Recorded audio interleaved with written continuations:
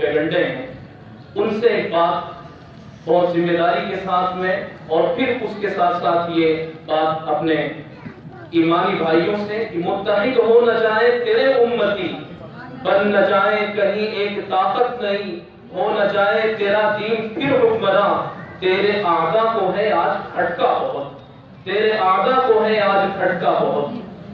وہ پیغمبر بھی تھے، وہ سپاہی بھی تھے، نبی علیہ السلام کی شخصیت کی جو جامعیت ہے کہ شخص تو ایک ہے لیکن کام نہ جانے کتنی اکیڈمیوں کتنے انجمنوں کا وہ تنہا شخصیت کام کر گئی، اسی کو شاعر بیان کرتا ہے۔ وہ پیغمبر بھی تھے، وہ سپاہی بھی تھے، بانی سلطنت بھی تھے، حاکم بھی تھے، ان کا ہمتا کوئی بھی نہ اس کو ملا۔ میں نے تاریخ عالم میں ڈھونڈا بہت، میں نے تاریخ عالم میں ڈھونڈا بہت، اور آج ہم ایک بہت ذمہ دار مقام پر بیٹھے ہوئے ہیں۔ ایک ذمہ دار مقام پر بیٹھ کر اور حضور سرکار غریب نواز کے قدموں میں بیٹھ کر آج یہ ایک وعدہ ہے، اس وعدے میں آپ سب شریک ہوں۔ سید ولد آدم شفیع الامم، نازش بزم عالم جمیل الشیم، تیرے رستے کو ہرگز نہ چھوڑیں گے ہم، کہیے انشاءاللہ، تیرے رستے کو ہرگز نہ چھوڑیں گے ہم، چاہے ہم کو ستائے یہ دنیا بہت۔ سید ولد آدم شفیع الامم، نازش بزم عالم جمیل الشیم، تیرے رستے کو ہرگز نہ چھوڑیں گے ہم، چاہے ہم کو ستائے یہ دنیا بہت۔ اور ہم تو سرسبز و شاداب وہ پیڑ ہیں، ہم تو سرسبز و شاداب وہ پیڑ ہیں جن کو ابر رسالت نے سینچا بہت۔ آج بھی ہم نے اپنی جڑوں پر کھڑے، زور آندھی نے یوں تو لگایا بہت، زور آندھی نے یوں تو لگایا بہت۔ اور موصوف ابھی بیان فرما رہے تھے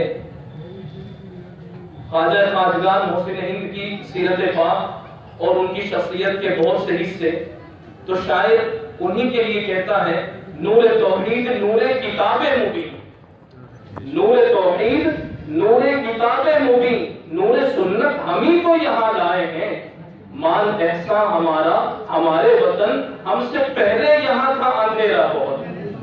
نور توحید نور کتاب مبین، نور سنت ہم ہی تو یہاں لائے ہیں، مان ایسا ہمارا ہمارے نبی، مان ایسا ہمارا ہمارے وطن ہم سے پہلے یہاں تھا اندھیرا بہت۔ اور اس نظم کا آخری شعر جناب رسول اللہ صلی اللہ علیہ وسلم کا تذکرہ اللہ تبارک و تعالیٰ نے جتنا عمومی بنایا شاعر اس کو بیان کرتا ہے۔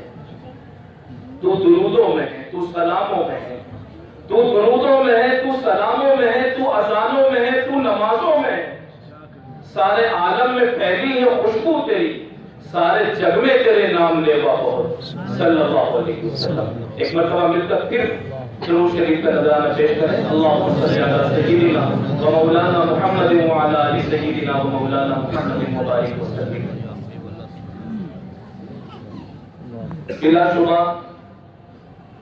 والی یہ بابرکت مجلس اور اس کا حصہ بنے ہوئے ہیں ان کے روحانی وارث اور اس آستانِ عالیہ کے سچے خدمت گزار، تو ہر طرف کو ایک نورانی، عرفانی اور روحانی ماحول ہے۔ اس ماحول میں مجھے کھڑے رہ کر کے کچھ گفتگو کرنے کی سعادت حاصل ہو رہی ہے۔ یقیناً یہ میری زندگی کے یادگار لمحات ہیں۔ بگفتم من دل ناچیز بودم ولیکن باغل نشستم۔ عرض یہ کرتا ہوں کہ میں تو کوئی چیز نہیں ہوں، لیکن گلوں کی ہم نشیمی میں اور پھولوں کے ساتھ کچھ وقت گزارنے کا موقع میسر آ رہا ہے۔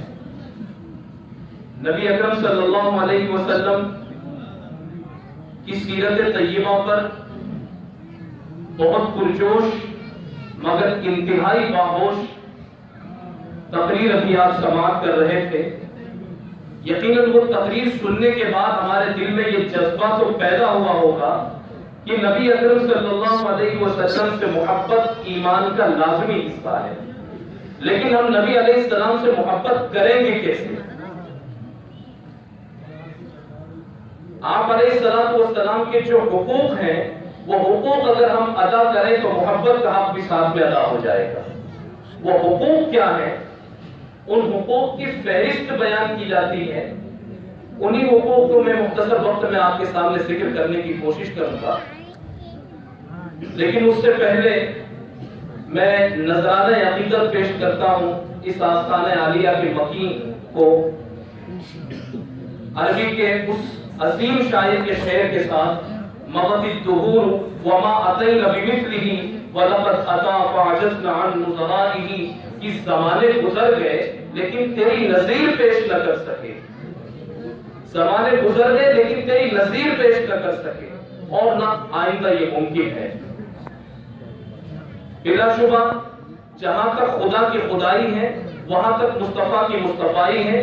جہاں تک اللہ تبارک و تعالیٰ کی ربانیت کا تعلق ہے وہاں تک رسول اللہ صلی اللہ علیہ وسلم کی رسالت اور نبوت کا تعلق ہے. وہیں تک دائرے پھیلے ہوئے ہیں.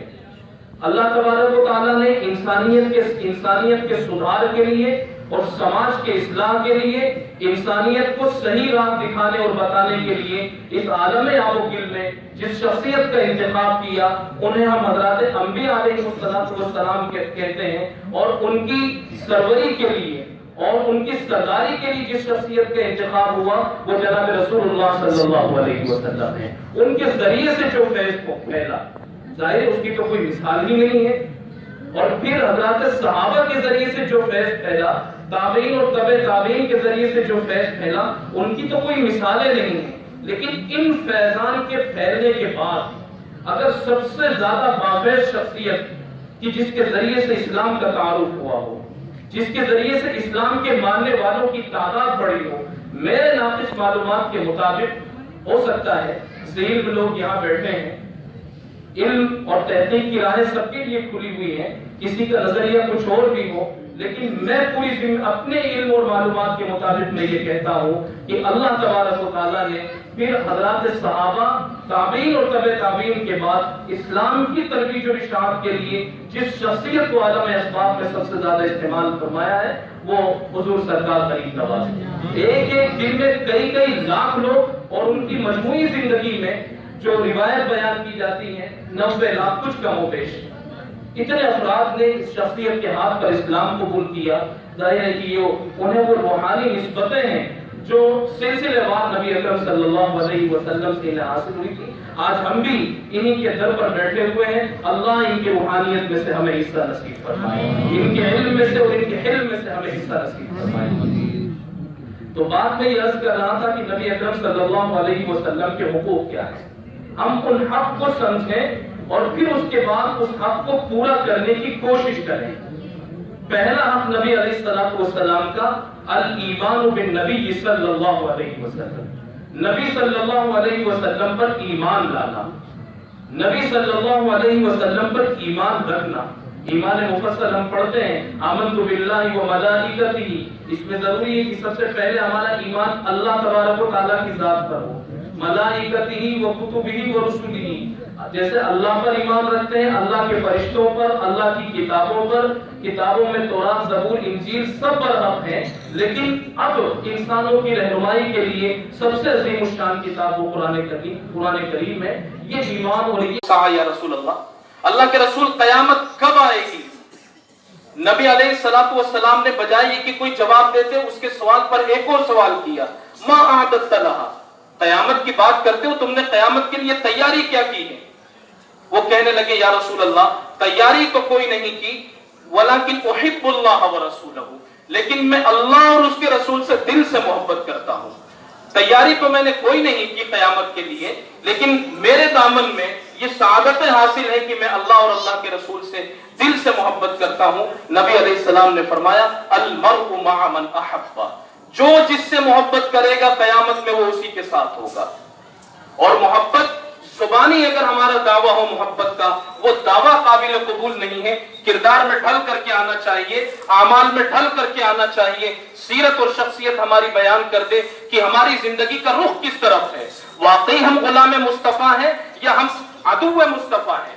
اگر ہمارا کردار مصطفیٰ جیسا ہے تو ہم غلام مصطفیٰ ہیں، اور ہمارے کردار میں، ہمارے گفتار میں، چال ڈھال میں، گھر کے